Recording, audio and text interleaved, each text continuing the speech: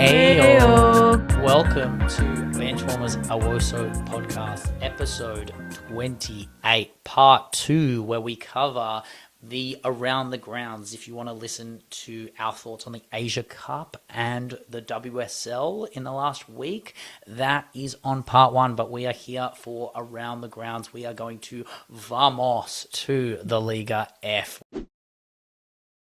Wow, we haven't done that in a while, but we have actually a bit to cover in the Liga F, as we had the COPA semi-final and the Liga F as well. But midweek we had Barca versus Badalona, a shock event that happens only a few times a season, where Barca has a goalless game and a goalless draw. I don't think they haven't scored a goal since 2021, I think, against Atletico Madrid. Insane. Wait, not score? You mean like a goalless draw? They had a goalless draw, yeah. Yeah, because they didn't score against like Sociedad, but Sociedad beat them. But Badalona doing what you have to do and getting a bit of luck with it, definitely. I mean, look, the Valenzuela, amazing saves. What, 7 saves?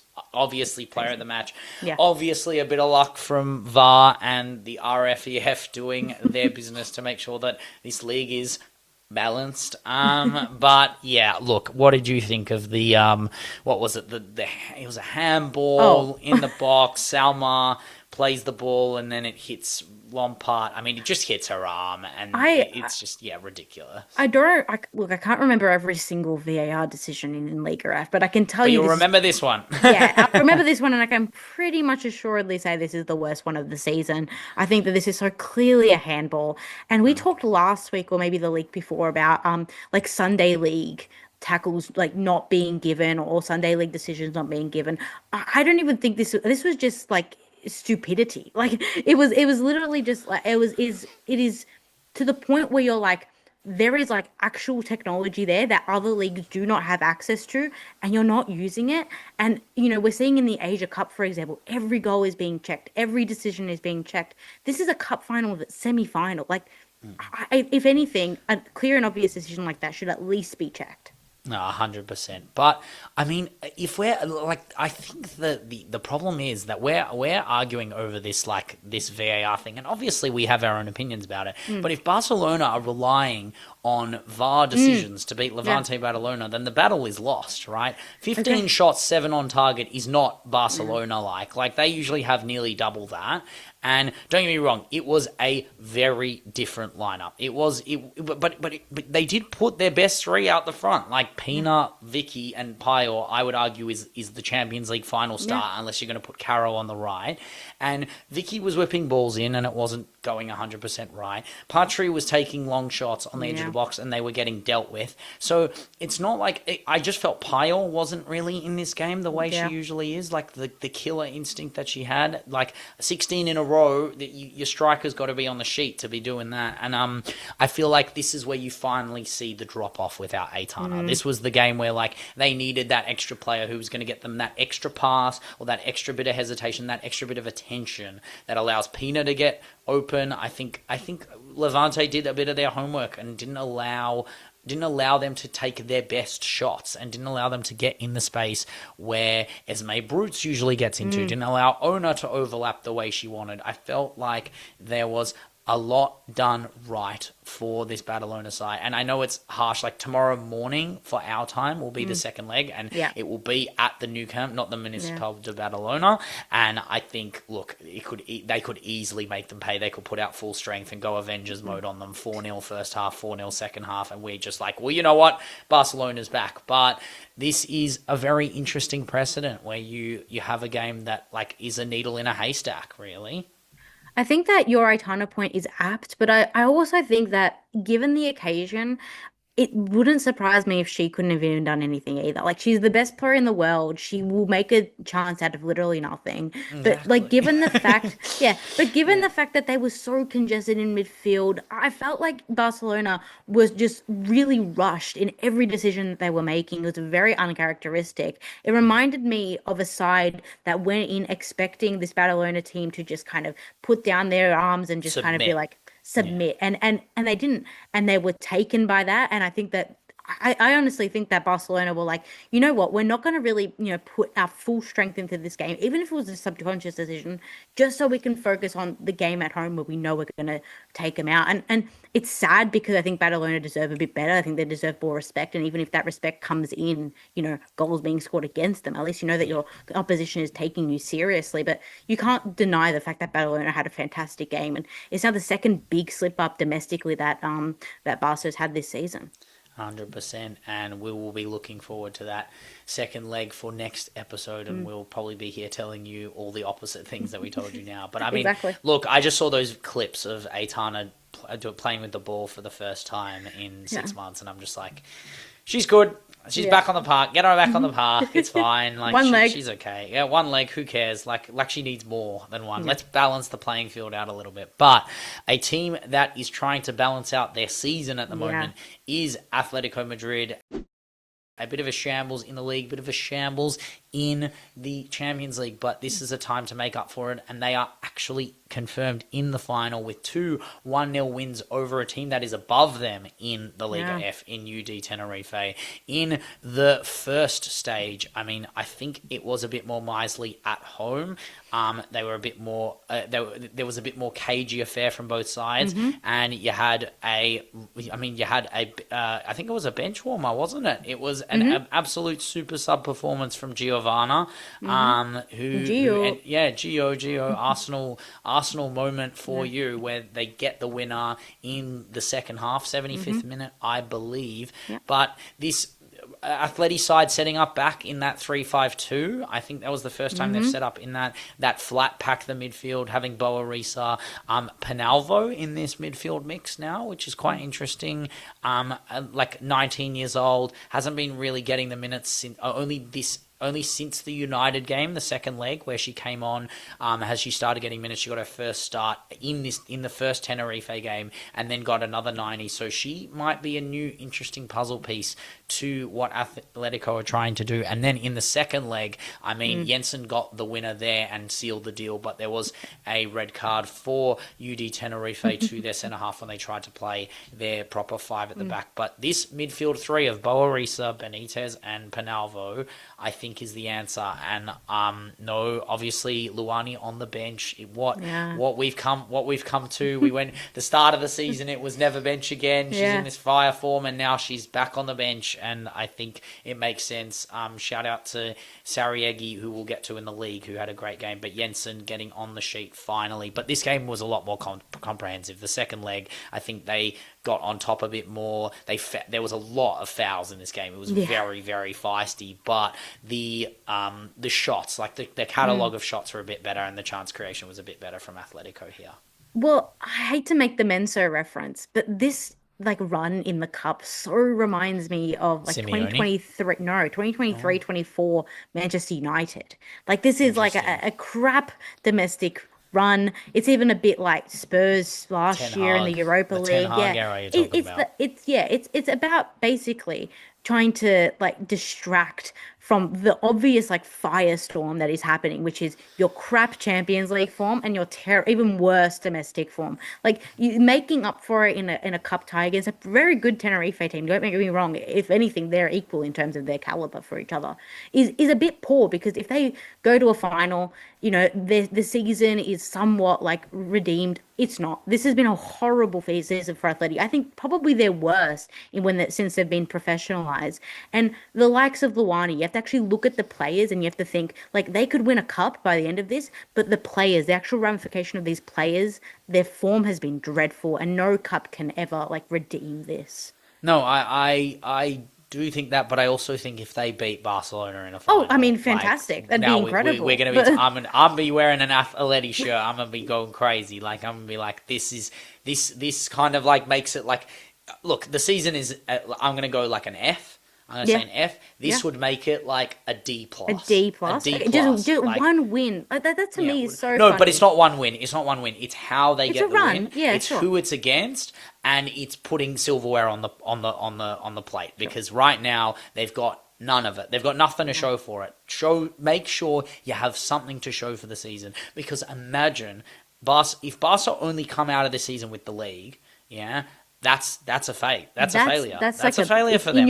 in your numerical ranking. That's like what, a B? Like in That I would be. honesty? I would go. I would go C. I expect them Really? to win Yeah. the league. I expect them to win the league. I don't expect otherwise. If they lose the league, it's basically an F for Barcelona. Well, Like, they're I'm not not going even to joking. do that. They're not going to. Yeah. But if they don't make the Champions League final, it's probably it. I mean, they have to make the semi, which I expect. That's Yeah. the C, and then I'd say Champions League final is a B, and then if they Sure. lose that, it's the same as last year. It's like they're stagnating, so it's C. It's arguably C plus. But it's so interesting that Atleti have managed this cup run to the final, and I assume Barcelona will come out at the Estadio de Cruyff, I believe. I don't think it's going to. I don't think they're going to play a but- Badalona at At the Camp Nou. at That the would be Camp Nou. nuts. Absolutely. You know what? They deserve it. After the draw, they should have a clause that if you That's true. beat Barcelona, you get 70,000 at the Camp Nou. The Spotify Camp Nou. Yeah, that's how it should be. Spotify should fund Badalona all the way there. But that is all we really have for the COPA semi-finals. As we move to the Liga F, we'll go quickly. We had a second v third clash, Sociedad versus Real Madrid, where Real Madrid showed why they are second and why Sociedad are third. I really thought this would be a close game. It wasn't. And sadly, it was kind of done after the first goal because of the way the first goal happened, which is kind of a shame. And I like it doesn't make, like, none of this performance shines like any cracks over the Sociedad season, sadly, because of what happened in the 67th minute. Obviously, Athenaeus Redondo's move was offside, and they did have more possession, they had more shots. I don't think Sociedad really had a chance to get back in this game from the get-go. But then when you have your best player sent off for dog-zoing, stopping the goal on the line with her hand, very accidental, but it's still with her hand, she gets the red card, gets the penalty, double jeopardy. Toletti, I mean, double jeopardy is not a thing anymore. We're not in 2004. Sorry to bring up the Arsenal UCL Champions League final. Like, Lehman should stay on. But Toletti slots the penalty in the 72nd minute. So 68th minute, the infringement happens, and 4 minutes later, we've got the goal and the red card. And then once that was in, the floodgates was over, the cross goes in, and Holmgard is heading the ball in. Like, Holmgard is like the smallest Swedish human being that's ever lived, and she's headed at the near post. It's really poor defending, but again, 10 men defending a corner, it's tough. And then another penalty handball when Navarro perfectly places this corner into the player's hand, and then takes the penalty herself, and then scores the penalty, and it's a 3-0 win to Real Madrid. And look, I would say, like, look, two handballs and a set piece goal is it's very Arsenal men of this season right now. Like, it's very much like dead ball specialist maestros and getting goals in the ante. But I'm actually but this is what I'm going to do. I'm going to give the credit, which is that Real Madrid went out there against a team that are in the top of their form, the peak of their powers, and they went, no, we're better than you, and this is why. Well, I think Sociedad are overperforming this season already. So I'm not expecting them to go up against the top two sides and get performances. I think their performance against Barcelona early in the season to get the win in and of itself was a fantastic performance. Like, after that, I was like, they could finish anywhere and it'd be a fantastic season. I think Real Madrid just showed their class, showed their experience. As you said, it was a very much that, like, anti-football win. But I mean, 3 goals is nothing to, nothing to dismiss. I mean, Absolutely not. And it's 3 goals against a Sociedad side that are actually quite defensively sturdy. And look, I think that Sociedad will finish the season off third, and I think that that's fantastic. And I think Real Madrid can also have their head held high, that they didn't kind of fall behind into that pack, kind of like Atletico Madrid did. I was about to say that 3-0 is the score of the Japan-South Korea game, because Saki Kumagai did score, but Saki? No way! Yeah, Saki has scored, but South Korea have just instantly responded, so it is 3-1. Really? So Wow. yeah, we do have a game on our hands, which is a bit wild. The same 2-0 that we Yeah, had the in- same yeah. 2-0. Yeah, I was going to be like, 3-0, just like this, but no, we actually have 3-1 just now. But Deportivo Barcelona 2-0 win. Back to winning ways for Barcelona. interesting lineup. Again, it's just out of injury, sheer injuries or just resting players. But the Barca barrage, and they needed to respond to the draw allegations. And you had Caro playing the ball to Marta Torreon, who full on pulled out her Marta-esque cross that ends up turning into a goal. It is the Amy Sayer crot, as I've been. This is the crot. But this has become the new Woso volley. This is like the new Woso. Everyone's doing it in Woso. Everyone's crotting these days. Yeah. That sounds like so offensive. I don't know why, but you know what is offensive? Bringing on the GOAT. Alexia Putellas absolutely coming on and just roasting. Like, imagine being a Deportivo player and you have to watch Alexia come on.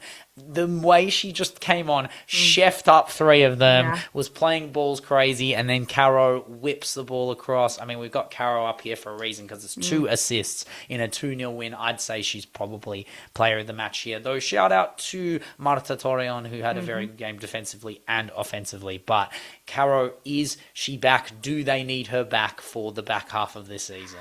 I think Caro's had a really up and down season for her standards. Like, you can't deny that this has not been and has not been the levels of Caro that we have seen. She's a bit like it's a bit underwhelming, to be honest, because I think that after 23, 24, you just think that as the best winger in the world, you'd maintain that level. And I think that's a bit naive of us, really, because she's just human. But she is just human. I do agree. Caro, but beyond the world class in 23, 24, she is just human. I look, and I think the competition with Vicky has actually helped her this season. Like, I think that she needed someone to actually challenge her. But I think one of the good things about Caro is that you could put her anywhere on the park and there will be moments where she shines. And I think you may not get a 90 minutes out of her, but what you will get are those moments of difference. And I think you're going to get that with Barca coming the end of the season, because I think whole 90-minute full team performances are just so difficult once you're playing 30, 40 games a season. So you need those players to stand out. In this case, it was, nearly 40-year-old Marta Torrejon, and like, that's amazing. But Caro's going to turn up, and really what we have to look out for is Caro's UCL form, which we know is always better than her domestic form. When she's on form, 100%. That is the key, is that she is just a player that plays off her own patch. Like it is crazy. It's weird to call her a purple patch player, but like, there is prime peak Caro, Caro in God mode, and we get glimpses and flashes of it. And this game was a little bit of a glimpse of it. I wouldn't call it a flash because she wasn't dominating the game, but I would love to see her dominate one of those 2 El Clasico games, and I would love to see her against who's on the other side of that draw? Bayern Munich or Man United. I mean, it's not Man United. Why would I even fathom that? But against Bayern Munich, I'd love to see Caro as a VFL, ex-VFL player go, you know what? I still have the one up on you, because if I was in that league right now, I'd be cooking you up, because that's what she did back then. But that's what I'm looking forward to in the back half of this season for Barcelona. But we will move around the grounds. As Atletico kept winning this week, they did build back a semblance of form in the final stages of the season with that win over Logrono 5-0. Sariegi, 4 goal contributions with a hat-trick and an assist. Crazy performance. Benitez in the midfield, 1 goal, 1 assist. Good to see her back in her form. I hope she brings the first 10, 12 games of her form back into this game. And Guriharo with the 5th goal off the bench. But we also had UD Tenerife and Sevilla both hold their wins against Levante and Alhama respectively. They hold on to 4th and 5th place. Do you think they hold on? Do you think Atleti scoops 4th? What are you thinking? No, I think Sevilla and Tenerife are in for 4th and 5th, and I think that either one will get European football based on the fact that the Europa League is potentially an option for the 4th place team. I don't really know how it works. So exciting! I hope so. I think I'm more excited for the Europa League next year than the Champions League. It's just so and much I more say that even as someone who will be in even if we don't win the league, we'll be in the Champions League. Yeah. But this will finally end so many debates. All the WSL Farmers is League. the best, and all this Farmers League. Wait till Nantes cooks all your teams. By the way, wait till Frankfurt or Bremen comes out, and like Larissa Mulhouse is going up against United and shows levels like that's that, or Chelsea. By the way, Chelsea, we could be doing the music to Chelsea fans. I will be going up to every Chelsea fan I go and going, oh. You think they'll have the same song? No, they'll give them a new one. But I expect it to be in the same vein. I want it to be in the same vein. It needs to have minor keys. Like the Champions League's got to be like God mode, like orchestral, and the Europa League's got to be minor. It's minor key. It's like Figaro. Like I want it to be way more somber about the fact that you're in this sub-genre of European I think if anything, the Europa League will finally get people watching leagues that aren't their domestic league. Like, I think 100%. So many people are not watching these other leagues, and it kind of sucks because they're missing out on good football. It's us. It's just us, guys. No, but I mean, they're missing out on the football that will be played against their favorite domestic teams. I mean, like, there will be an English team in the Europa League that will come up against a Tenerife, a Nantes, a Frankfurt, whoever, and they'll be like, who are these players? And they should know them because they're fantastic footballers and they're fantastic institutions. But it's going to be amazing. So, like, for example, if Chelsea come third this year and United come fourth, and then United go in the Europa League, they're expected to kind of win. Pardon? I said thank you for putting us first. Oh, no, I'm putting you second. Okay, I'm not putting you first. Are you joking? That was not how I said. You didn't signify it. You did not. Because the point isn't about who's finishing first. Well, we're both going to be in the Champions League next year. We're both going to be there. Do you really think we're not making Champions League? Well, no, I think you're making Champions League. I think we're making it by default. So the point is mute. Game over. The point is mute. We're not talking about that. But if Chelsea, the team in fourth, finish third, and United, the team in third, finish fourth, not talking about the others, then United will be in the Europa League. But if United win the Europa League, they can go at Chelsea fans and go, we've won in Europe and you haven't. Yeah. Oh, and no, it's like the Spurs thing. No. But this is what it is. This is what Europeans, this is what it means to win European silverware. Yeah. And if Chelsea finish fourth this season with all the injuries they had, we didn't even talk about that after the final as well. Natalie Bjorn going down, probably out for the whole season. Like, if that is what it is for the Europa League, like, they're in big trouble. And look, if Chelsea would be expected to win the Europa League, they could do a quad. They could go for a quad. It's a different quad. It's not the conventional quad. But maybe that's what Chelsea need. They need to win in Europe in a different way before they go to the big dogs in the Champions League. It's so sad. It's a bit like Chelsea last for the men as well with the Conference League. Like, they have to go for these minnow trophies. They've won the Champions League twice. That's true. But this generation hasn't. They win. Yeah. The difference is, I mean, actually, it's not a difference. It's exactly the same. The Chelsea men, just despite their crappy form, they just keep winning trophies. And despite Chelsea's amazing form, they just keep winning trophies. It's just this one trophy eludes them, which we'll find out if they batter your lot or not, or who knows. But without Natalie Bjorn, it's a much harder playing field. But we will vamos away from the Liga F and the Europa League chat into the Bunds and the DFE Pokal. We will do the Pokal roundup relatively quickly. We had Hamburg losing to Bayern 3-0 with Ariane Caruso, Franziska Ketz, and my favourite streamer in the world, Padilla, who, alongside Lena Oberdorf, is the GOAT streaming content in the world. But she ends up with a late goal for the 3-0 win. Essen beat Bremen 1-0 to face Bayern in the semi-final on the left side of the draw. And Karl Zeiss, everyone's favourite Bundes team, won 4-1 in the cup to face off against, what a shock, VfL, who beat Frankfurt 1-0 on the back of Svenja Huth. How many times do we have to say that Svenja Huth are carrying VfL domestically to more and more chances at silverware? But the Pokal is interesting. When we get to the final, we will give it the analysis it deserves. It's just, there is so much football this week, we just don't have time. But we will go through the league games. Köln versus Bayern. Bayern having, weird to say this sentence because I don't know if anyone's ever said this sentence before, but Bayern having similar problems to Leicester in the fact that they can't field a full bench. Like they have 7 on the bench. They're absolutely killed with injuries and sickness and Asia Cup players. Like this is what happens when you're down to like Tanikawa's out and Gwyn's not playing and Ket's not playing. And I don't think Clara Bull was either. Like it's a different Bayern, but it's also in some ways the same Bayern because the players who do it are the players, the usual suspects, as I would have them. Like, I mean, I could do the TikTok with the lineup, the 5 lineup, the classic usual suspects, but the middle man, the verbal Kint of Bayern Munich, the Pernilla Harder, she's just the greatest trick the devil ever pulled is convincing that Pernilla Harder isn't a goat. I had to do it, but Bayern, I mean, she's just the goat of Bayern. Like, she's just insane. But the ball from Stanway,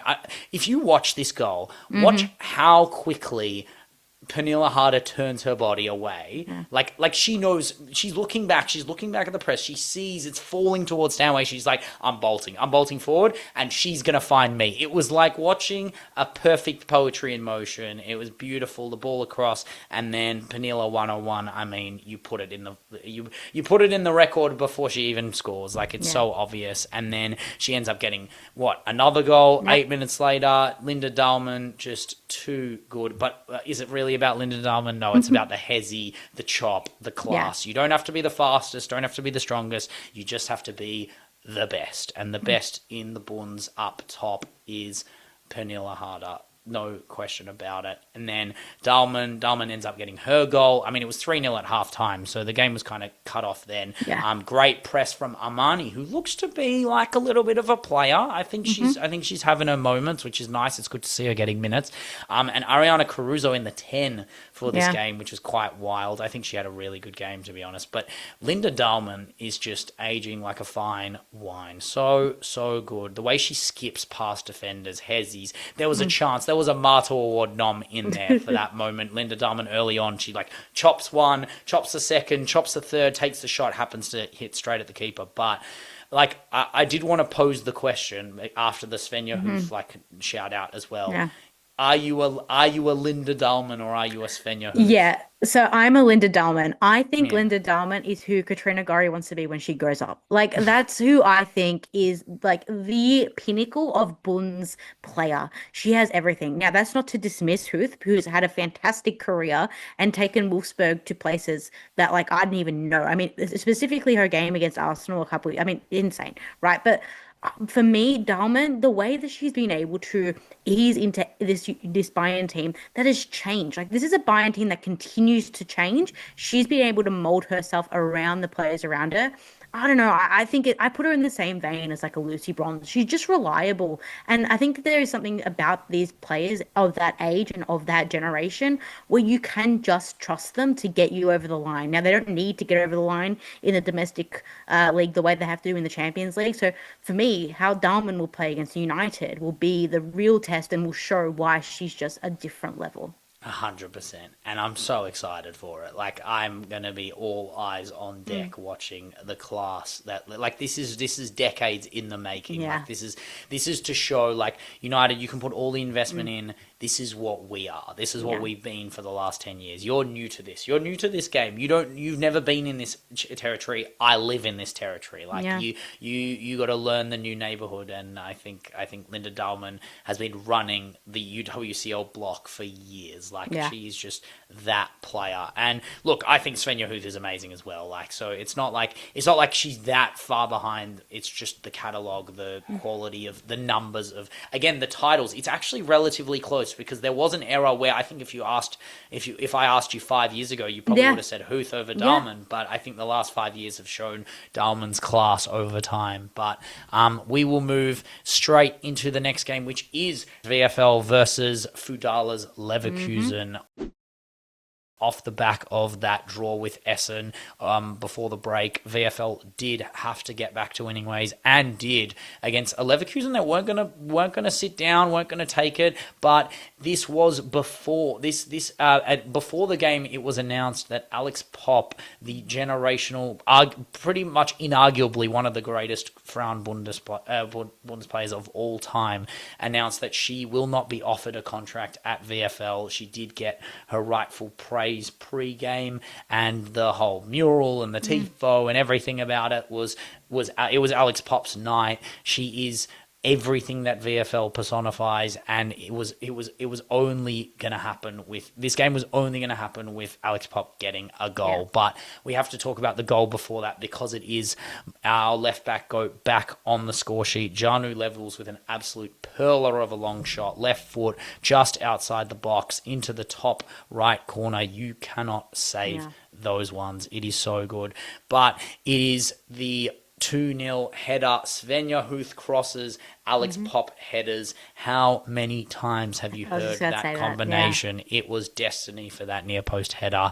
And it is just like, Fudala did bring one back with an amazing finish. It was a great shot to the near post. But, to be fair, we'll get to Alex Popp in a second.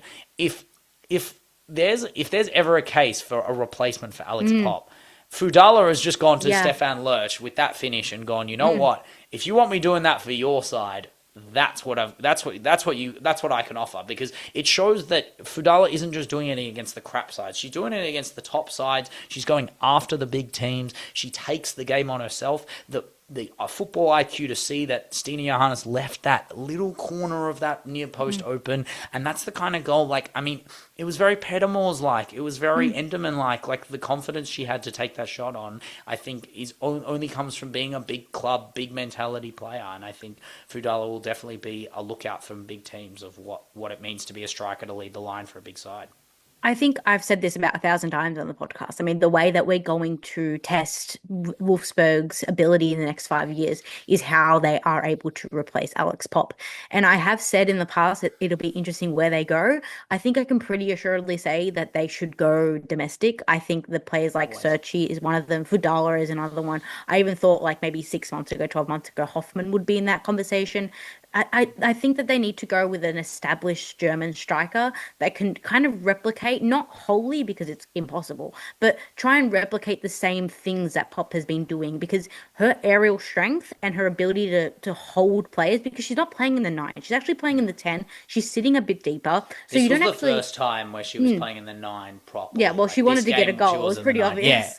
But I think it's important that we don't just look at the goals as the main thing that needs to be replaced for this Wolfsburg side. It's leadership, it's build-up play, it's aerial strength, it's all these things. Even in defense, what Popp does, it's second to none. So you need a player to be able to fit that character. It's hard, and I really do think that those players really come out of Germany.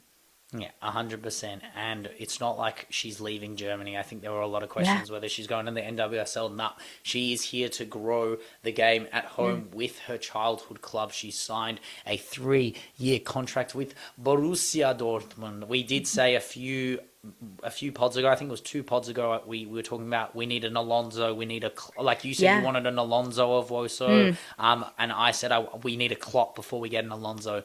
This is the Klopp moment. This is where Borussia Dortmund become the Borussia Dortmund of men. So I don't think they'll get to that top tier yet, but there's no question that Borussia Dortmund won't benefit from this, and she will.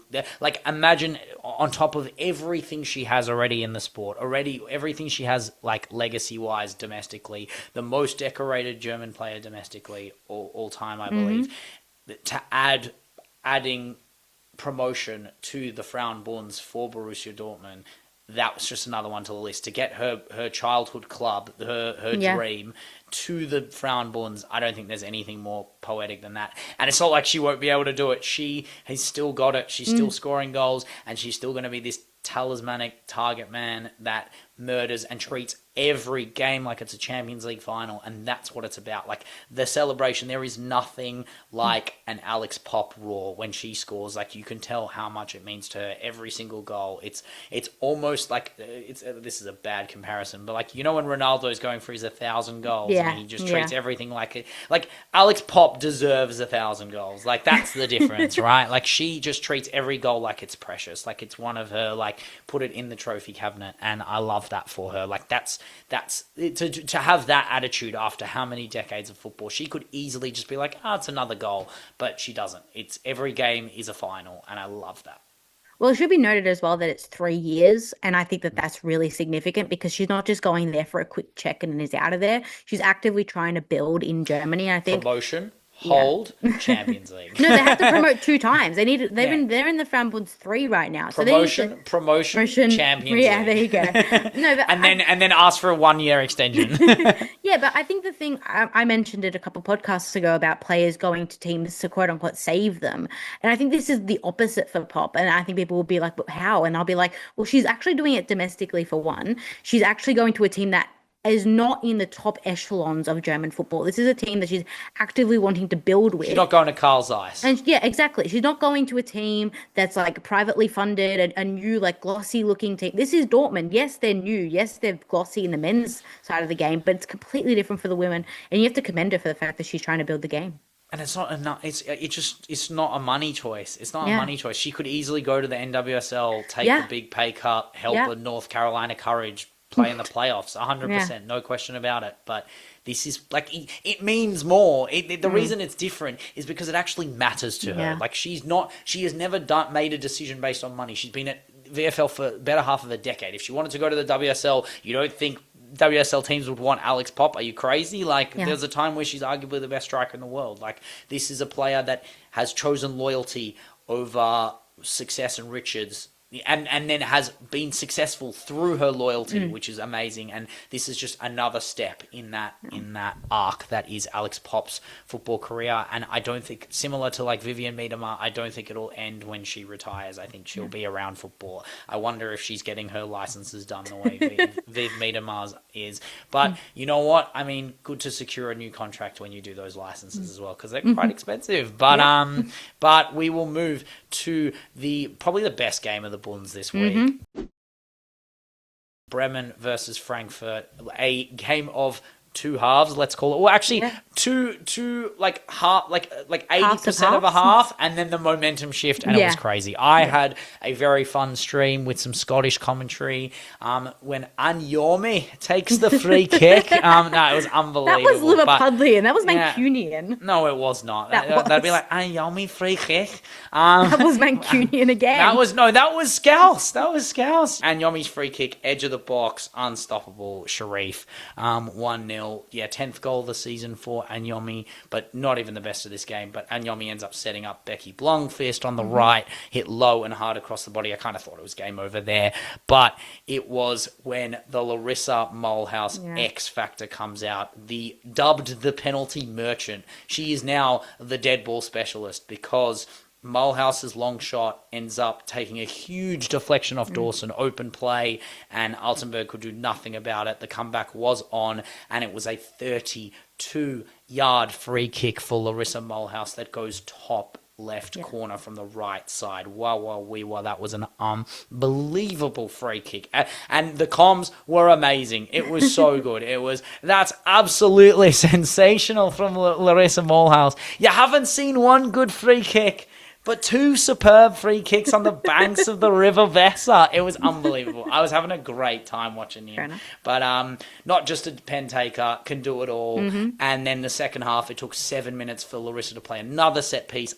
Altenberg, I don't know what you were doing to clear out this ball, but clearly the Larissa aura was just, the aura of Mulhouse could not be stopped.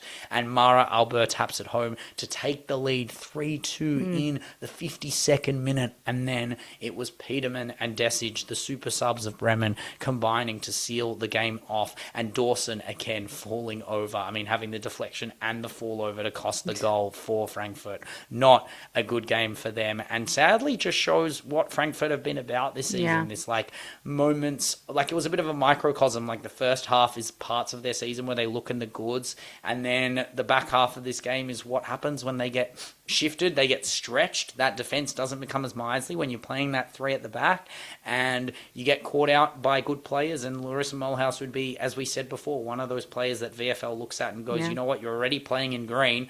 Do you want to do it for a club that could potentially win titles? I think she would love to. Well, I mean, I think that they were missing some key players. I mean, Chiba, funny enough, she actually scored in the South Korea game that is just she finished. just scored 4-1, 4-1. Crazy result. I, for one, did not see that coming. Yes, you did. No, we definitely did. We did say, I didn't think they'd concede, to be fair, but that's crazy.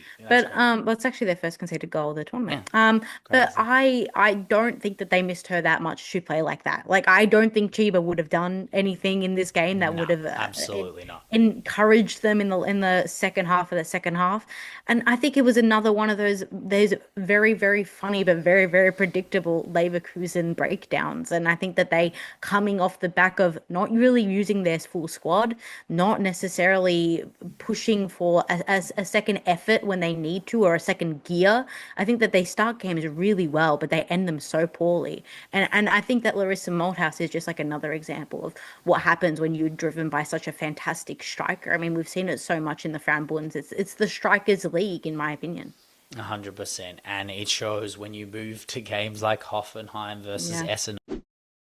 A 4-0 win, Serchi assisting, but it was Marie Steiner, player of the match, with her moments. I think 1 goal, 1 assist in a 4-0 victory. 15 shots, 9 on target to 5 shots, 0 on target. Comprehensive game, but the question will be, who is going to be third place in the Frauenbunds? It could be Bremen, it could be Frankfurt. I don't think it'll be Frankfurt. I don't think it'll be Frankfurt. It could be Hoffenheim. We don't really know what the answer is just yet, but I think Hoffenheim are third at the moment as we speak, but I reckon it will be Bremen. I think Bremen could take third. I think it'll be Hoffenheim based off the fact that they have been here before. I think Frankfurt, you can argue, have also been in the top parts of the ladder, but I just don't think that they have it for a full season, especially knowing how easily they just fall apart. So I'm banking on Hoffenheim mostly because I just love Serchi. So. Yeah, she might not be there for very long. Good point. But if they get Champions League, maybe. If Bayern get through, if Bayern change the coefficient, that would be interesting. But we will find out as we move away from the Bunds and we say hello to the Serie A, but also the Coppa Italia semi-finals.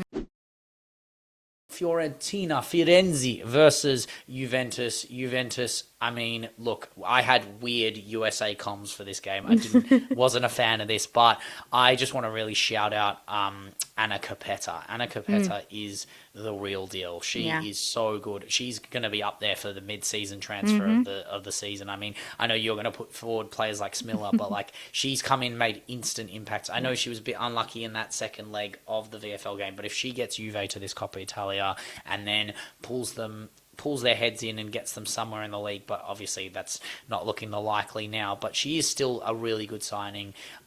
We had, I think it was her ball to Bakari, and Bakari finished off the first goal, but it was all about Capetta's assist. And then it was Carbonell close from the Lenzini deep corner. It was a crazy cross.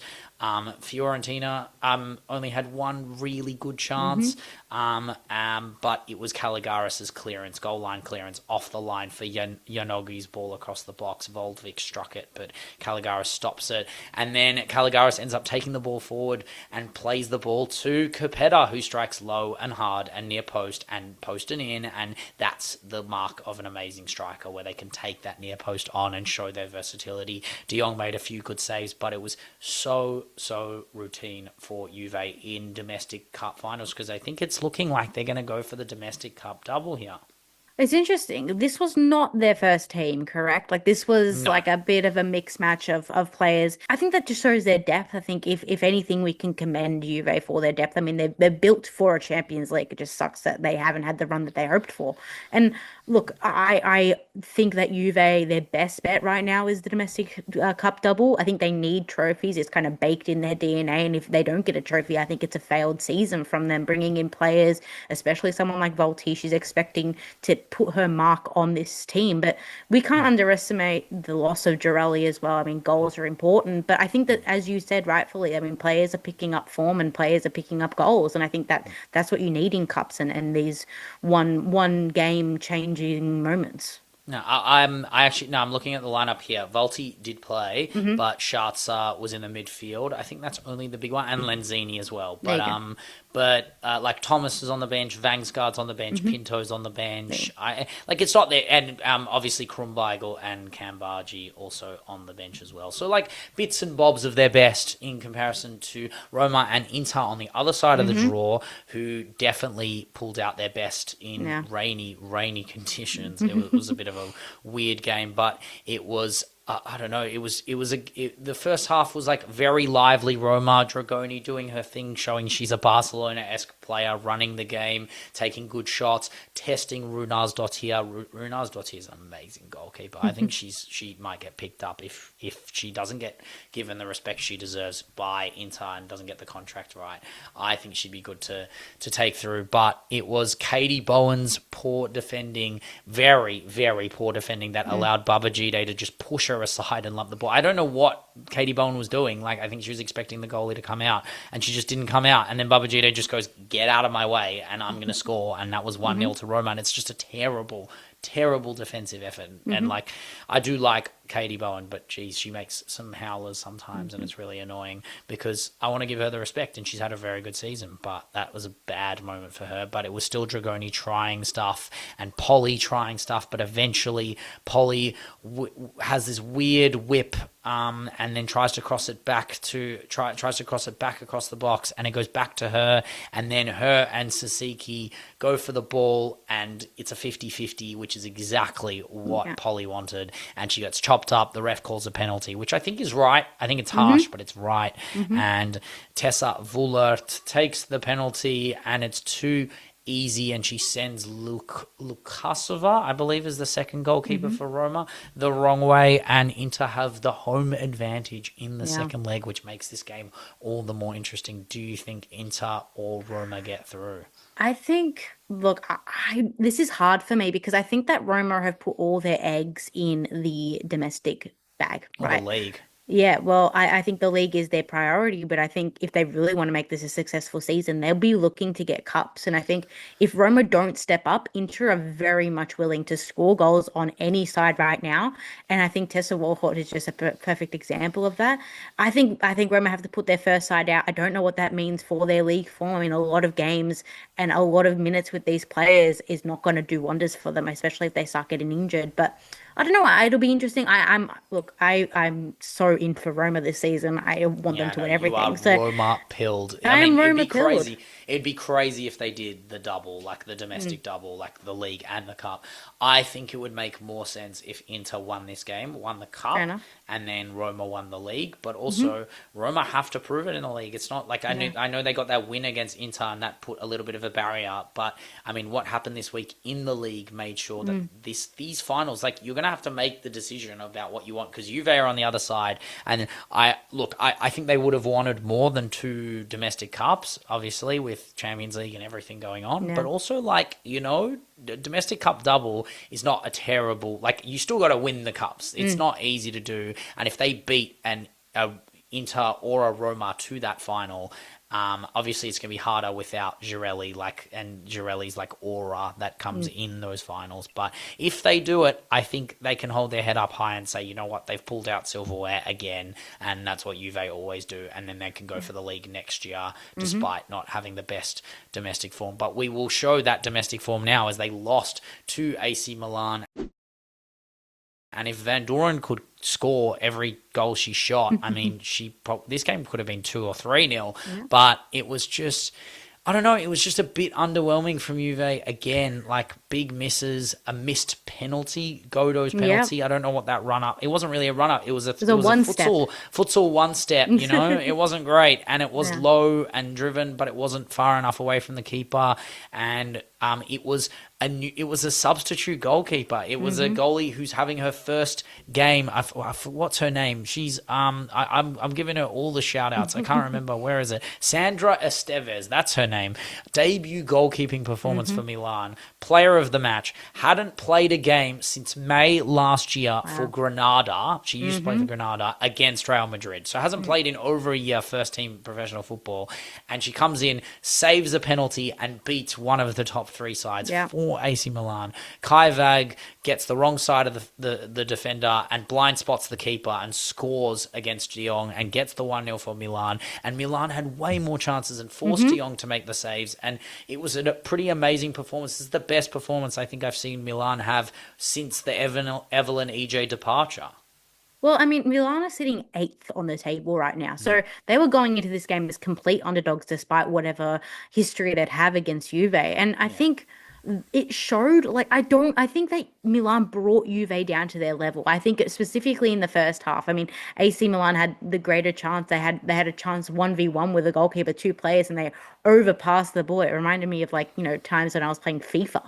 But I found that Juve were uninspiring in this game, to be completely honest with you. I mean, the penalty was like just the icing on top of a very nothing cake. Like it was, I think, probably their weakest performance against a side that they probably should have beaten. And that's including the draw they had in the previous game before the international break. Yeah, 100%. And this is just endemic of Juve season where they're just missing the mark at the big moments.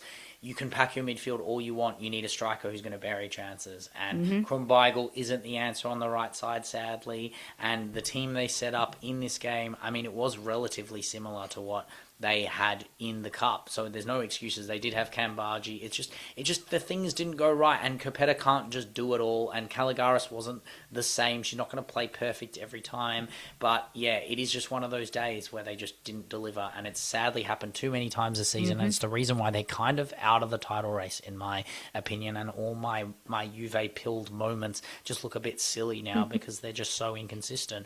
But Roma are keeping the door open, put it that way. I would say Juve are out, but unless Roma allows the door to be open for them. And with games like this against the Firenze at home, a 1-1 draw is not good enough to win the title right now, because this game could have probably sealed the deal, I'd say, with Juve copping it. I would say Juve's out, and then you've beaten Inter, you just have to beat the teams that are worse than you in front of them. But honestly, there was some weird ref moments in this game, to be honest. I think the handball that was called for hitting the Roma girl's face, I'm glad that the Femminile has VAR to overturn that. Like, Jesus Christ. I can't believe the Femminile has VAR to overturn that and the WSL doesn't, despite being the best league in the world. But my Firenze GOAT obviously had to get the opener. It was Eric's dot here inverting centrally, threads the ball to Lombardi, who drills low, and who's on the end of any chance that Firenze will ever have. It's Yanogi. Yanogi taps it in, finds the other side of Shukurat, who I would argue has been the best defender in the Femminile this season. Shukurat is an absolute gem. I would love her at City. Oh my God, Jesus, what a centre half. Like, absolute titan, like physically gifted, the long expansive passes. Like, I think if I was Leon, I'd mop her up before someone gets her. Like, seriously, what a player. But not much she could do. It's just an amazing ball from Lombardi. Shout out to Lombardi. But it wasn't enough, because, I mean, Roma just does what Roma does, which is basically rely on their GOAT in Giuliano to just do the absolute business. Corner after corner after corner, and it was eventually Galley who heads it in the 76th minute that gets it, and it was Maya Antoine, the Canadian, latching on to a different Giuliano corner that gets ridiculously saved by Fiskestran to hold on to that point for Firenze at the end of the game. And they did have the last chance of the game. It did just fizzle out, but that was, I mean, it was a good performance from Firenze. Again, like, they do put pressure on teams. I think they are the equivalent of the WSL pack. They are the Femminile pack. Team. And they can definitely pull out performances. But I think Roma, this is one that's got away. Roma, this reminded me of a Champions League performance. I mean, 17 shots and one Cold. on Yeah, yeah. target. Yeah, Yeah, that is crazy. poor in comparison to the 5 shots on target that Fiorentina had. Like, this was obviously a team who wanted to score goals versus a team that was just incapable of scoring goals. And I'm very frustrated watching a Roma game and seeing the same patterns of play, the same movements, the same shots out of completely nowhere. We talk about Serie A being like the league of the long shot, right? Like they'll take a shot in any opportunity. Well, they have to because the defense is so compact and And that's miserly. and It's that's what I was usually about to 1-0 say. Serie Yeah. A, you know? And that's what I was about to say because I think that we talk about the long shot so much, but we actually kind of like neglecting the fact that these teams have fantastic defensive structure. And I think Fiorentina and I think other teams have caught on pretty much to Roma's style of play and the way that they're getting the ball into the back of the net. And now it's up to Roma to change it up a bit. And I think unlike teams like Inter, who have scored goals, they know how to score goals in various different Bags. ways, like that is something that they need to work on. Especially that first goal. The first goal they Yeah. scored against Sassuolo away Hmm. from home. They took the early lead with Buhaga played in Hmm. Chisa from the Magul pass. Of course, Lena Magul starts the play because that's what she does. But it was two late goals from Belgian to Belgian. Detroit to Tessa the Goat Destroyer. That is Valert snatching Yeah. both assists. Detroit in the 75th, in the 97th minute. So Detroit to Wallert is the new combo. One was a scramble from a weird cross. I don't really know how Detroit got the assist there, but the over-the-top through ball to Detroit was much better to Vuller, and Vuller, when she's one-on-one or one-on-two, that's what she lives for. Irina Santi hit the bar with a really good strike on the 18 yards box, but that was really it, as Inter now sit 4 points behind Roma after they Yeah. dropped points to Fiorentina. Can they do it? Will they do it? I kind of hope so, you know. I'm kind of here for Inter, you know. Well, you're here Like, for any team that's going to beat Roma, to, yeah, to be just for your honest. allegation, to be Yeah, honest. I But don't. also, it's just like no one likes the title leader. Everyone wants a race. We want a race. We want a proper race. Well, I mean, I think Roma winning it is fantastic just for the fact that the Serie A has always been dominated by Juve. And I think that Roma, Dominated by Barcelona players that loan out. yeah, That's what it is, exactly. sadly. But honestly, I think Inter have all the footballing ability. They just don't have the game management to do it. And we saw it against the top sides. They can smash Sassuolo 3-0 in a game that probably should have been something like 8-0. But to be honest with you, if they can't do it against Inter, if they can't do it against Roma, if they can't do it Do they against deserve it? Juve, do they deserve it? And I think Roma right now have just proved it against the heavy hitters in the Serie A, and they've knocked away sides so easily. I don't disagree. Like that is the part of it. It would be it wouldn't be Inter winning it. It would be Roma losing it. I Yeah, guess very much so. that's the point. Yeah. They are in the driver's seat. Are they going to give it to Inter? Yeah. I don't think so. I think Roma should hold on, and so long as they have Manu in the midfield, I think they'll be fine. I think they'll be settled. But I do say that about a lot of midfielders. That applies to Lyon as we move to French football. The Coup de la Ligue, the final of the Coup de la Ligue, the Coup de France, which is Lyon versus PSG, another de classique, le classique, whatever they want to call it. It doesn't really matter. What we call it is a Lyon W, sadly. That's what we Yeah. call it because, again, it's Lyon playing the role of Vasily Borgov and PSG being Beth Harmon in the French production of The Queen's Gambit. Like, you just getting battered at every chance and just being forced to play again and again and again, and they just look at you, and Lyon is just looking at PSG like, try me, beat me Yeah. already. Like, you Yeah. can't do it, and it's so embarrassing. And it's Merps was on form. She was on her game, and Renard and Heaps was on her game, and they were trying to make chances, but Merps was denying and denying and denying, and it was fantastic work from her. And you kind of thought maybe PSG can just snatch one late, but nah, it was Lyon that did it in the 58th minute. Who starts it? Wendy Renard. That's right, Bonaday. Of course it's Wendy Renard who breaks the midfield line, plays it to Heaps. Heaps breaks the next second line of the midfield with that off-balance pass to who else but Melky Dumornay, who carries the ball up with pace, plays it to Tabitha Schwinger, touches it back to Heaps, she followed her pass and ran with it, and then back to Tabitha, plays a terrible ball, but they just don't give up on the ball. They never give up on it. They feed it back. Ada goes for it. reacts to the bad cross, heads it back to Egarola to Ash Lawrence to Diani, through to Carmona, plays it across. You think Ada's going to score. She dummies her own run, and then Melky de Mornay at the back post, who was part of the start of this, ends it by smashing the ball in, and just shows, like, the only way you can describe what I've just said right now is Giraldes ball. That is exactly what it is. Just technical, never say die, give up on it, patterns of play, combinations combining, and also just tricking out your defenders. And it shows that they're just thinking. They're thinking faster than their opposition. They are working out the problems for themselves on the pitch, and it shows by being the best team in the world. This is a team that has done it before and will do it again, and they are a super team for a reason, and this is why. And they were able to bring on their subs. Diani hit the post later on. That was really good, but it was just too easy for Lyon as they conquer PSG once again for more silverware. I don't think that we've seen or will see a team like Lyon ever again, just because of the equality that is happening, or the equilibrium that is occurring in women's football right now. I just think right now in France, there is no team, there will be no team for ages that was going to compete with Lyon. And we say it every week, like, this is a team of winners.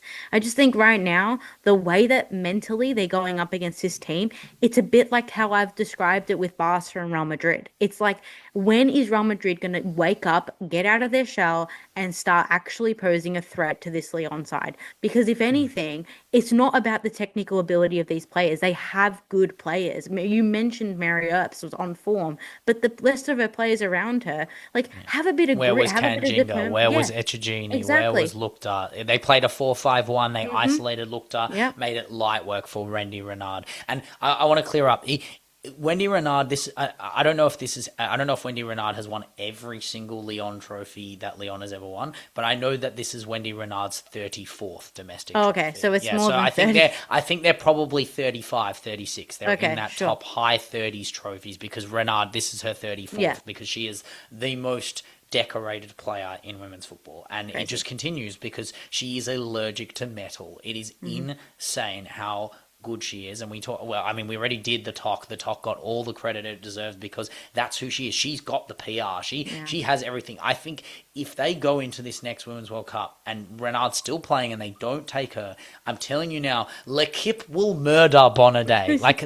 If they don't get anywhere near, if they don't get to the semi-final, without Renard, they're going to be like, where was she? Where was the leader? Even taking her for aura, taking her for the bench. I mean, as much as I think that that's cruel and that's harsh and horrible in a myriad of ways, this is still the Queen of Lyon. This is still the Queen of France. She is still everything to this side, and I don't understand how you can watch this game and go, you know what, she's not in my French side. I don't get it. Well, it's a bit like Sam Kerr is a bit like Lucy Bronze. We talked a little bit about it earlier in the pod.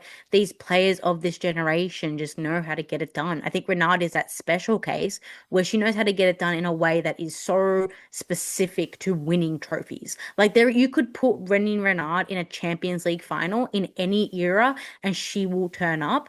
And France, without her, miss a leader, as you said, miss an aerial threat, if anything, if you just need someone on the park. The best aerial threat by a mile. But you miss, like, a key tenet of your philosophy, which is winning, or which we hope is winning. And I think in this game, I think in this season, and I think will get Lyon to at least a final of this Champions League is someone like Wendy Renard, is that winning spirit. Oh, I could easily see Renard. I could easily see 1-0 Barca Lyon. 1-0 Lyon, Renard header, 72nd minute. You could see it 100%, and it wouldn't be a shock result, because that's what they do, right? They rely on their best players to get it done. And PSG just fall flat, and it also puts an asterisk over their win earlier in the week against Marseille, the 2-1 win where Lukta tries to thread a goal around the keeper, hits the post, and Kanjinga sets up Echegini, and they get the opener, and the sealer was coming from Tara Ilimbi, who is also going to be a good player, but it just puts a down on this result, where it's like, okay, so you can do it against Marseille, you guys, Echegini, Kanjinga, Ilimbi, all these guys who I think are going to be good players and going to be things in French domestic football, just turn up when the stakes aren't high. Yep. and it's a bit of an asterisk on Lukta's season again. Another trophy chance missed. They will probably sit second again, second in everything, second again, ole ole. Like that's literally what it is. They are they are the perennial seconders of Woso. I think it's Yeah. actually worse than Real Madrid because Real Madrid do provide a semblance of form in the Champions League and do get to where they're supposed to be, whereas PSG have gone further in the Champions League before and had better teams in the past than Real Madrid ever has. So it's not like they're not used to being successful and have their moments, but I mean, I don't know. In some ways, Paris FC look closer to PSG than PSG look to Yeah. Lyon in some ways. Well, I think right now it's hilarious to me that PSG is even still a viable option for some of the best players in the world. Like, I would not want to be going to PSG given their league form this year, which has been underwhelming despite the wins and despite having the players to back up form. I don't, and I think the Champions League just goes to prove it. They haven't been good, and they haven't been good for a while. And I think for you to, for the institution to like be a perpetual engine in France football, they need to actually start winning things, and they need to actually start like putting action to the words that they're going to start, leveling up with Lyon. It's never going to happen if they don't actually do it on the 90 minutes. Yeah, and the other teams around Yeah. the grounds in France are gonna try and catch up with PSG Yeah. if they see blood, and this is what happens. Like at the other side of Paris, Paris FC beat Strasbourg, and Clara Mateo is heading that charge with another goal from a long ball. She took all the way, snuck it under the keeper. Her brace was hezzying and stepping around the keeper. Like I don't understand how Sandrine had her in the 10 for so long. This is a 9. Come on, this Yeah. girl is a 9. She's a killer up front.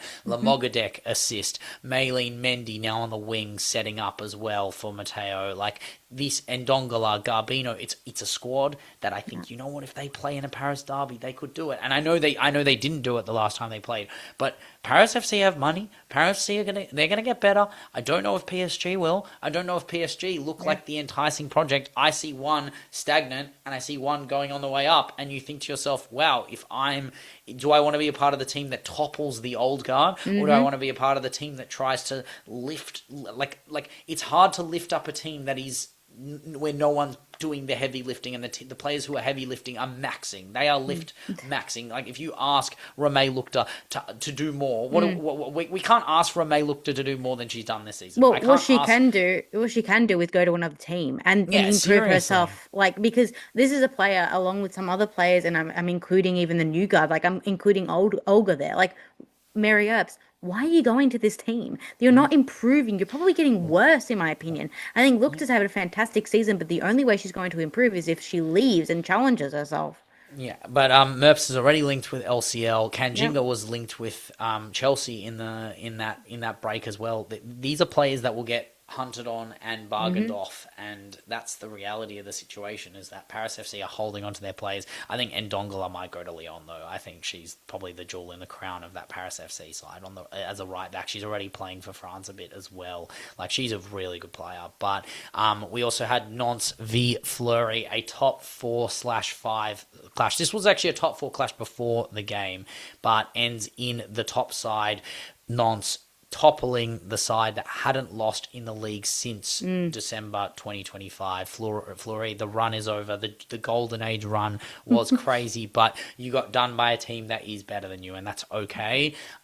Because I think Nantes are the real deal. I think Nantes are going to end up with Champions League football next year, because I think they'll be second. I think it's a really I'm not second, they'll be third, but it's a crazy turnaround that where this team that probably weren't having many people internationally watching them are now going to have Champions League football / Europa League football, and people are going to start knowing Nonce's name because their resoluteness at the back, they're so miserly, they barely ship goals. It's kind of crazy, and they held Lyon to a draw. Like this is a team that can do it. Like they are going to show their defensive capabilities, and I mean, I'd love to see them against the Serie A FEMMINILE side. It'll be like one shot each, but my God, it's going to be fantastic to see how far they can go and show the level of the depth of the ARKEMA. It's a bit like Paris FC. I mean, who was talking about Paris FC 4 years ago? And then they come on and they completely dominate. And I think that in a way that PSG haven't done, we're going to actually start seeing French teams put their mark on a new generation of Champions League football where there's more teams. With that, we are done with French football, and we're going to move to the south. We're going to go to the dub. Quickly, I'm going to do my team City beating Canberra. Thank God. Thank God we beat Canberra. This was the game that mattered most. I'm dubbing this the true capital derby. And I voted 3 votes say Melbourne should be the capital again, and 1 vote that Canberra, because we won this game convincingly. It was probably the best performance we've had this year, I'd say, to be honest. I think this was a comprehensive, 3-1 victory. I'm very, very happy with it. To be fair, we're not. I mean, we don't really have to talk about the Adelaide United game that just happened now, where we just drew 0-0 at home. It's very embarrassing, and it's all very sad, and nothing's happened, and we didn't score. But also, we are wholly mackless. That's the key part of this. Is that obviously. And also against Adelaide United the second. So it's a first v second, no damage done to get a 0-0. I'm actually quite happy. But this 3-1, to do it without Holly Mack, obviously they're without Michelle Heyman, but the first time we played them, they packed us in, and Heyman packed us in, and we were really bad. But their best chance was in the 20th minute, where Stott cleared 2 chances off the line after Mires made another big error, just big mistake. I don't know why she's so mistake prone at the moment. I can tell you why. Because Melissa Barbieri is the second keeper and is probably teaching her. I mean, you have a 45-year-old washed up player as your second keeper. Don't diss the Barbs. I'm dissing your goat. I'm sorry. You still have Bunge. You still have Bunge. Dogzo Bunge. Dogzo Bunge. That's who she is. Yeah, red card Bunge. But we did get there in the end with Mires in goal. Only copped 1. That is the dream. But it's not really about the first goal, despite 18 Keane scoring the weirdest header I've ever seen in my life, and some weird rushing work from Sally James. By the way, Sally James. You're getting the Mires treatment for that run out, for that goalie rush. But look, Canberra had a few chances to no avail, and then it was Chinaza Uchendu. I was waiting for this. I was waiting for her to arrive. She has now arrived, and that first goal was her pressing to win the ball, whips it across the box, and then the ball ends up going fizzling out to that second phase, and then it gets whipped back in, and she heads the ball home, and you think to yourself, wow, it's a great recovery run. She starts it and finishes it amazing. But that second goal, my God, Stoddy pings it to you, and the only person I thought of was Bunny Shaw. That rocket into the top corner, bish bash bosh. You have arrived in the dub. If you can do that, my God, the stature, the size, the power of you, just play with the confidence that you had in this game, and we will cinch everyone in the league. No one can handle this girl. You Apparently cannot take the ball of this girl. No, but I'm talking about with Holly there. If you guys can play in a 2 together, I really hope they can just finally sort that out and find that space to get both of them in the side properly. But I'm just happy we beat Canberra, and we made up for when Michelle Heyman ran us ragged. I think it's interesting. I will be fascinated to see how Holly McNamara returns to form, because I think coming off an Asia Cup where you haven't featured heavily, it was supposed to be the breakout tournament for the young star. It is rubbish. I'm sorry. I need to make this clear. And you're gonna back me with this. Yeah. The level that Holly Mack plays at in our league, compared to the level that Amy Sayer plays at abroad, I'm sorry, it's not even a comparison. It's not even a comparison. And I get Holly Mack is not a winger, and Amy Sayer kinda is. I don't think she really is. I think she's also a 9. She's just more amenable. But Holly Mack. Holly Mack can play on the wing. I just think it's embarrassing that we're not playing her. I think it's an indictment that we're bringing on Heyman instead of her in the end of the South Korea game and the end of the DPRK game. It is an indictment that she is the best player in the league, and she can't get in. And it just shows what we think of domestic football, what we think of the guard changing, because we're bringing on 37-year-olds and the EVEs of the world instead of the Holly Macks and the Jamila Rankins, and that's fine. I understand it, but to close out the game with experience. But if you don't think Holly Mack has experience after 5 years in the dub and dominating the dub and being the best player in the dub for the better half of 2 of them, like, I'm sorry, there's no excuse. This might be a wake-up call, though, for Holly McNamara. She has to get out of this league. She has to start contributing to European football in any way she can, whether that be in the Malmös of the world or in the WSL or the Champions League. Go to a Twente and try and get into a Twente. Go to a what's it called, a Rosengard. Go to a team that will play Champions League football and show everyone your level so you can arrive on the big stage. Like if that's what you really want to do. If anything, at least this result showed that you can do it without Holly Mack, as you said earlier. So if she does leave, at least you have players to back up the goals. Yeah, I mean, Uchendu, I wonder how many times does Uchendu have to play like that to get a bigger move? I don't think it'll be too many, to be honest, if she can strike the ball like that. But, I mean, how did you feel about your team in comparison without any, I mean, did you just had your full strength side, eh?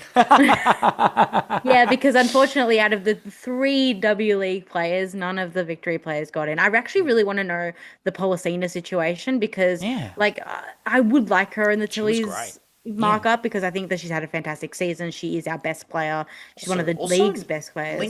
Lincoln versus Newbon, it's not that's far really off. true. That's true. Think it's not. I don't think she's far off a cap at least. Well, I think in this game it does go to show the levels. I think I was telling you or I was telling somebody how I think it's such a weird enigma this part of the season, especially in Australia. So like you're watching the dub, so you're watching the players, the leftover players of Australian football, watching the best of Australian football. It's such like a mind trip because as a player, imagine like you're playing and you're like, this is the football I'm playing that didn't get me to Perth. Like that's sad. And I think that it shows if you're actually watching the dub why these players are not getting these Tilly's recommendations because Holly Furphy was fantastic, but I don't think that as a collective unit we have what it takes to do the underdog run like we did last year. I think 1 goal against Western Sydney, a team that is known to have picked up form recently but is still at the bottom of the table. I expect more. I expect goals. I expect some semblance of form coming to the later half or the later end of the season. City have picked up. Adelaide have picked up. I think teams like us, I think teams like Brisbane, I think even teams like, I don't know, Perth, like they're sitting in this pack where I don't know what we are. Like we have a crappy goal difference, but it's better than the rest of the teams below us. And we're okay on points. We're still kind of winning games. It's not like the cities. It's not like the Wellingtons. It's not like the Adelaides. We're not in that top tier. And it just goes to show with performances like this one. 100%. And I think that you just got to hope you end up in playoffs. Yeah. Well, we will. I think we will. Let the aura take over because that's what you do. I think you play off that underdog status, and then when Polly's on the chopping block, when Bunge is on the chopping block, and Furphy are there, they go for the game. They go for the kill. It doesn't matter where once you're in, you're in. It doesn't matter where you finished. The seeds don't really matter in the dub. Anyone can really beat anyone, and the proof's in the pudding. But I mean, I think. The Nix are pretty good. They're looking like playoff property with a P of Vlok-less Nix destroying a Janssen and Fryer-less Brisbane. Jesus, what is Brisbane without Janssen and Fryer? They are not them. Anything. we had Melina Ayres and Hoban destroying on behalf of Newcastle, destroying Sydney FC.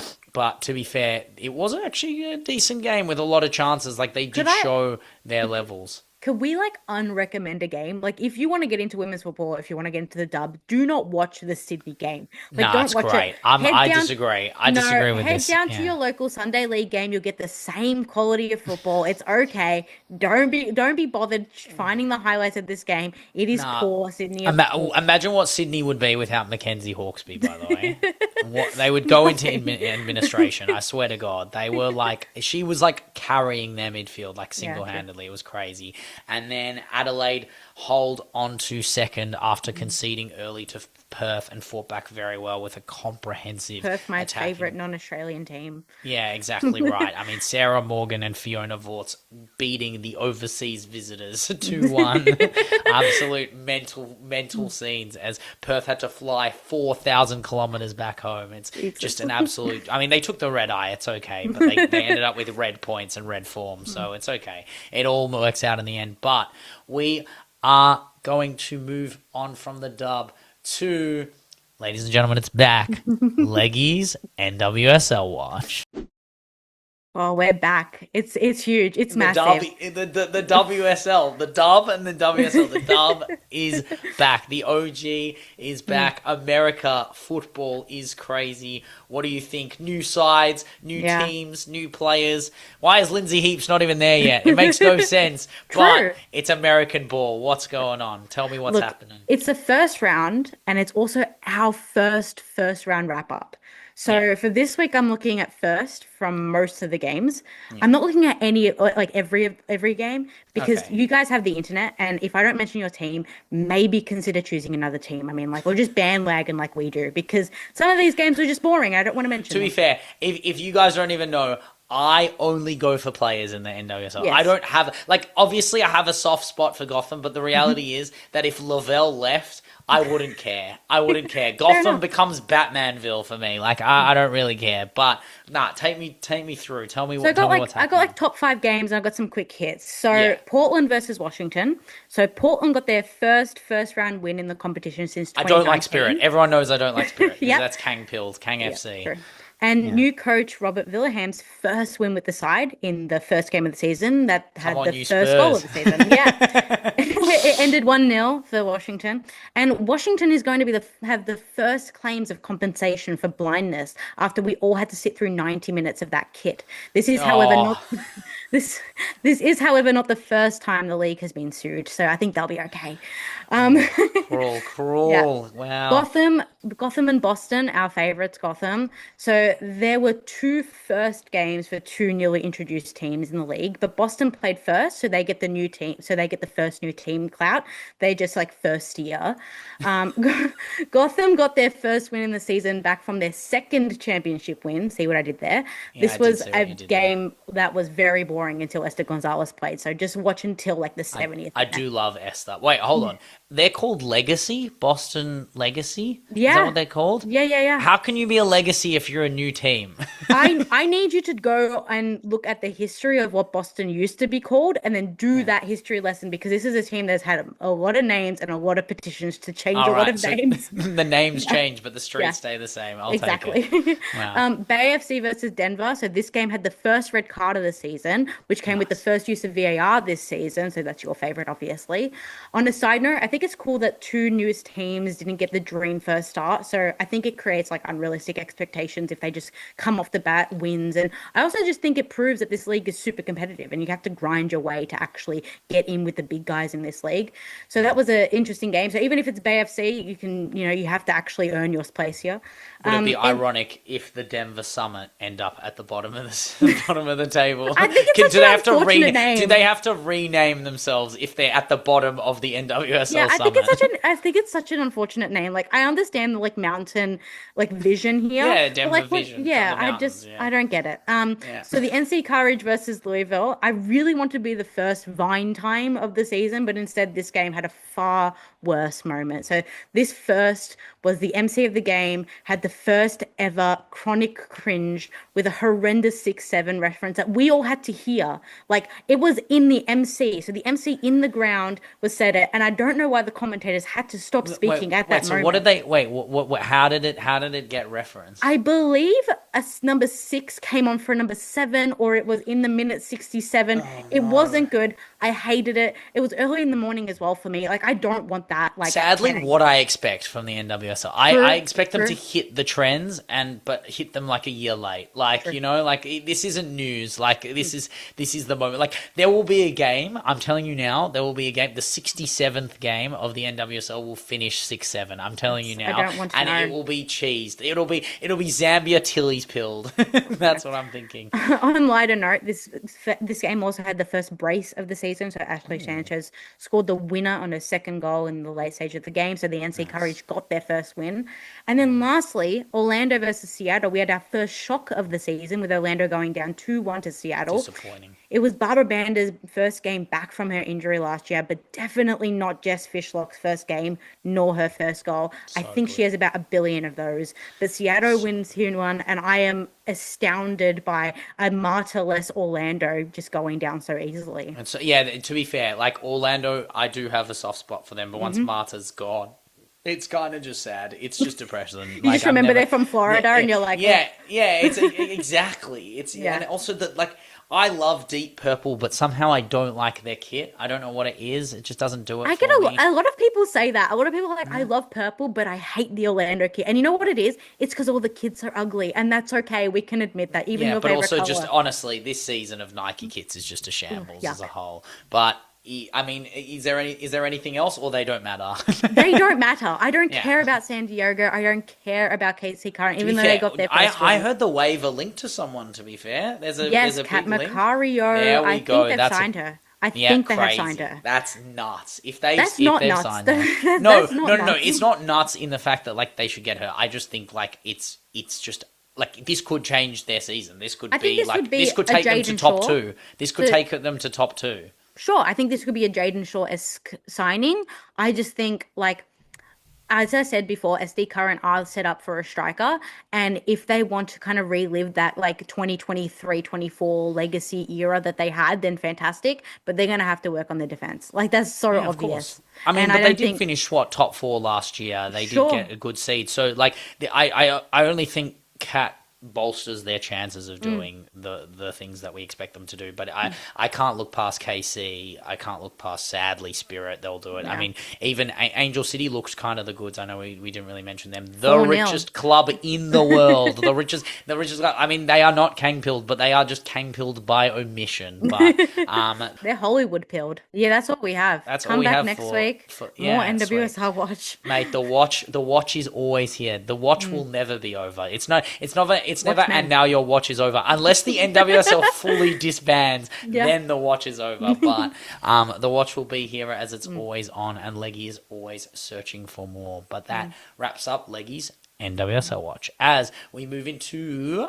the Benchwarmers Awards. Leggy, kick us off. Who is your never bench again? I have gone Kelly Gager here with the condition that if she wants to play, then she should play. I don't want to force a player to be playing if she doesn't want to play.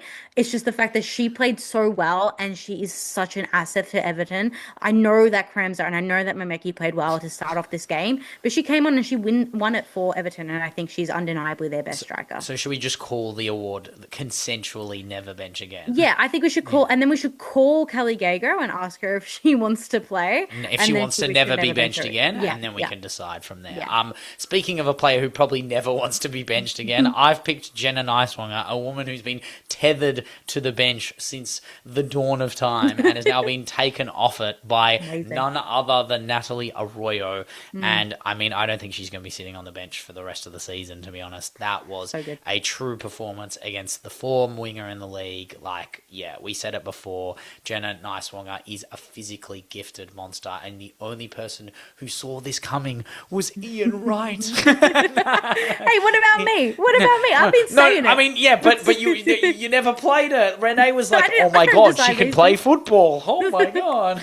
But my super sub of the week had to be from down under, had to be Uchendu. Finally, she's arrived in the league. Uchendu, do it. Do it for us. Do it for the culture. I mean, the draw against Adelaide's fine. Next week, we do it again. We come back. It's all right. The second place side, I'll take a draw. They don't get the points. We don't get the points. It's okay. But she is, if we're going to win this league and we're going to win the double, which is what I actually care about more. Once we win the league, it's like, oh, we did it again. Oops, I did it again. I won the league. But I want to win the double, and I think Uchendu will have a big role in that. Yeah, and continental trophies as well. Yeah. Yeah, exactly right. My super sub is Esther Gonzalez. I don't think she's ever going to be benched again. It just happens to be that she's coming off maternity leave, which is awesome. Beast. But she scored the decisive and only goal in the Gotham's game, and she's undeniably the best ever. Ed Mane watching on the side going, no! Just like the god, like the biggest god of Spanish football is back. She's going to come for 27. She's going to be like, my kid is watching me cook. My kid is, like, it's going to be destruction. Like, La Roja are going to be god mode again, and I can't wait. In Brazil, we're going to be there live in the flesh. We're going to be next to the kid. We're going to be taking care of her kid while she just cooks up. Can I just say though, I don't think that kid has been 4-3-3 womaned yet. Like, I don't think she's been like, this is the new star of Gotham. It's a win. It's a win. Yeah, it's a huge win. That's, you know what? That's a come off the pod. That's an unbelievable stuff. I want that. But my come on the pod is Alicia Espinoza Rios, the referee in the Barcelona Levante Badalona game. I mean, it was, look, L refereeing. I could say come on the pod RFEF, come on the pod Liga F, come on the pod, like, basically everyone that's ever been a part of the RFEF since the dawn of time. But yeah, I mean, I'm not really mad at VAR. I'm just mad at the moment. I feel like the ref should have picked that up. I don't think it was too hard to see, sadly. My come on the pod is Mark Skinner crashing out post game. Look, I think that post game stole it from me, guys. Yeah, I think post matches are really hard, especially if you lose. But I mean, calling Chelsea's goals rubbish goals is so petty and it's so pathetic. And it also, you know what was rubbish? The way they scored them. You know why? Because your defenders were rubbish. Yeah, like I mean, like, first of all, I hate when coaches blame the other team. Like, yeah, they beat you, like, obviously. But I also just hate the fact, and a lot of other outlets have talked about this, but United just keep playing A, the victim card, or B, the underdog card, and they need to start like actually admitting that this is a team, like, this is a loss. And he did say that he wanted to own the loss to, further success. But I mean, you're gonna actually have to, put pen to paper and then start, putting scores down. You know how you own a loss? You say you don't call the other team's goals rubbish. You call your defensive efforts rubbish. True. That's what you do, right? Like, AJ went out in that post-match and said, we weren't good enough. I wasn't good enough. That's what happens. We were good in the second half, but we weren't good enough. That's the point. Do you think Renee would ever say that? Sonia, Emma Hayes, the best of the best. It's what keeps Mark Skinner out of these conversations, making comments like that. And it's what, I mean, if we're talking, even when you're talking about Menso, like, I remember there was these moments in the prior seasons where Arteta was doing it and blaming everything else by himself, and now he's even taking the mantra on. It's like, the best coaches take it themselves on. They never blame the opposition, and I think it's a great shout, and I definitely could have echoed everything you said about Mark Skinner, and I can't wait for this Manchester derby. It's going to be absolute fireworks. I think it'll be probably as an important derby as it's ever been for us, at least. And I don't think the stakes are on them. They have to stop us from winning the league. So I think this will be bigger than the ones we had last year even. But I'm very excited. But that wraps up our Benchwarmers awards. We have our last segment of the show, the What Would Kang Do number 28, which is a multiple of 7, which means we're doing the round 4 of the Kangmunist Womanifesto. That's right, ladies and gentlemen. You know the drill. We've seen it 3 times now. We don't have to explain it again. 3 strikes and you're out. But we are going straight in to declaration, like proclamation number 22.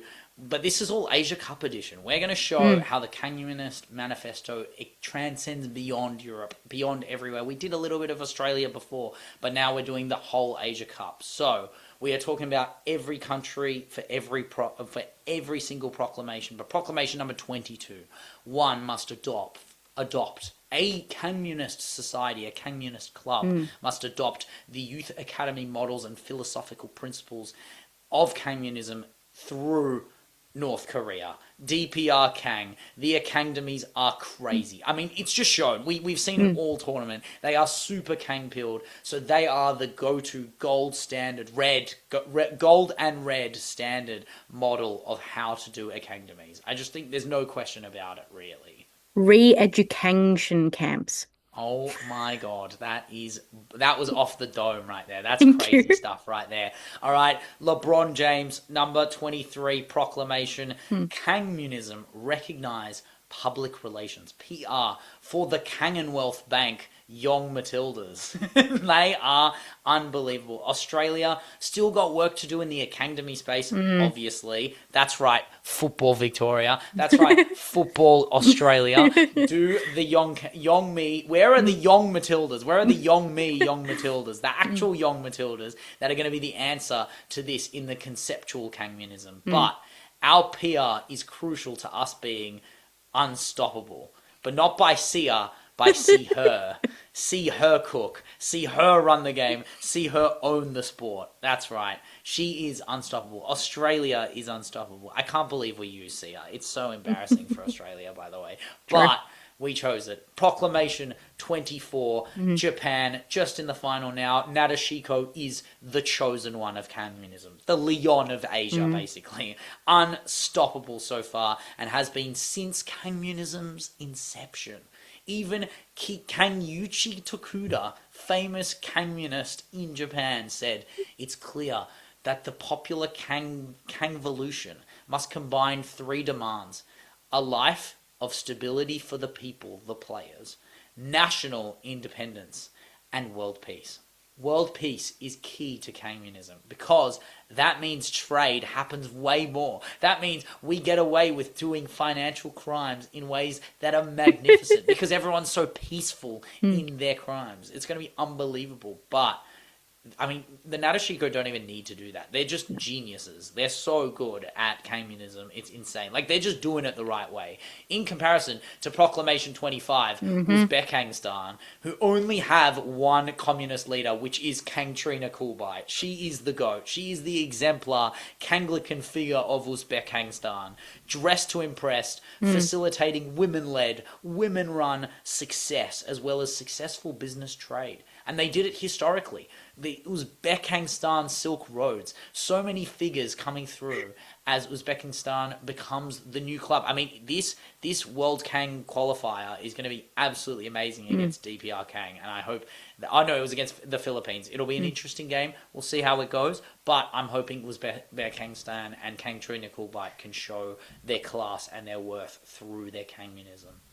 Well, Proclamation 26, South Korea. I mean, Kang's homeland. So the Kangmunists all over the world look to South Korea as the birthplace of more than just the woman, but the dream of Kangdom. Is that a response to anything clear? No, No, it just sits no. there. Just sits Yep. there in its own communism. Yep. To be fair, admirable season, admirable tournament. I think South Korea will be a part of bigger things to come in the future. And you know what? The 3-3 was admirable. That was true communism in its form. The super subs combining, the youngsters combining. They are getting their academies better. They aren't DPRK just yet, but I would have loved to see a North v South tie in the Asia Cup. A Sadly, 49th Para Kang, if you will. yeah. That was good. All right, that's definitely making the cut for the top. But we have number 27, Bangladesh. Obviously, not every nation can be fully developed straight away. Bangladesh are on the up, though.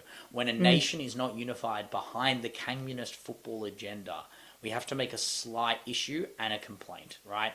National sport in Bangladesh is Kangbadi. Kangbadi is a great sport, but if we're talking about history, we're talking about religion, you got to be taking it seriously. Communist football needs to be the one true sport, and we got to take over the way that it has, the way that Kangbadi took over. I mean, Kangbadi's come to Australia, it's got its moments, but come on, who's watching the Kangbadi World Kang Final? No one's watching Kang is not buying Kangbadi. Kang is buying football, and we need to focus on what Kang is doing because that's where Bangladesh can come in and be the next Kang hotspot for their team. I don't know who does she go after?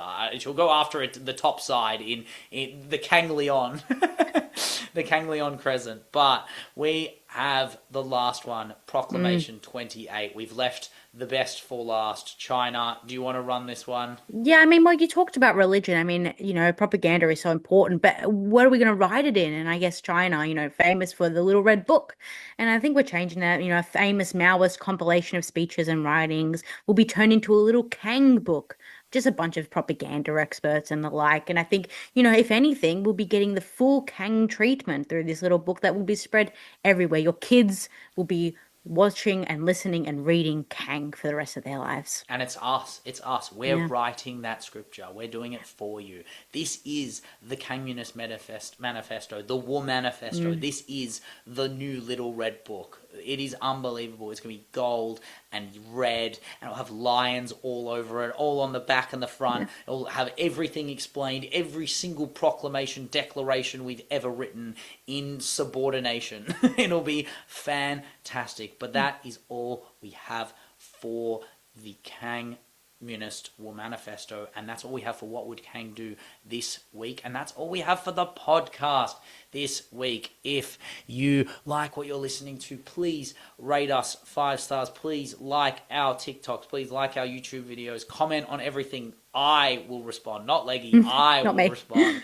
But we are, as we said, we are on Spotify, audio podcasts. We're on YouTube, full audio visual podcasts, as well as some shorts as well. I know you're liking the shorts a little bit more. We have Instagram for all our announcements and our link tree, and TikTok for all our short form content. We don't even need to say that one because we know you guys are absolutely smashing at the interactions on TikTok. We know you love our content, and some of the ones who don't, the Americans out there, we love you not loving our content. It's fantastic. Like, we love how much you love America. It's just so box office. But I wish I could care for something as much as you do about Trinity Rodman. We love Rodman's career, but we're watching it. We are seeing it. I don't know what you're seeing, but we are watching it.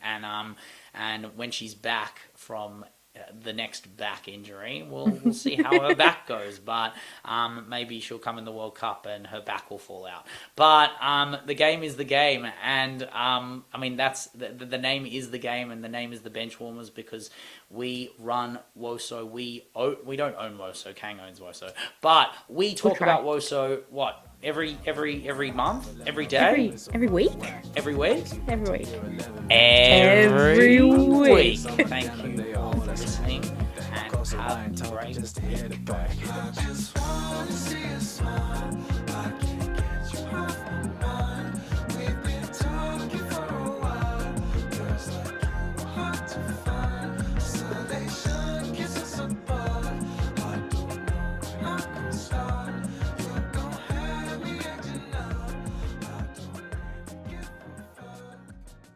Ante Milicic Gulag.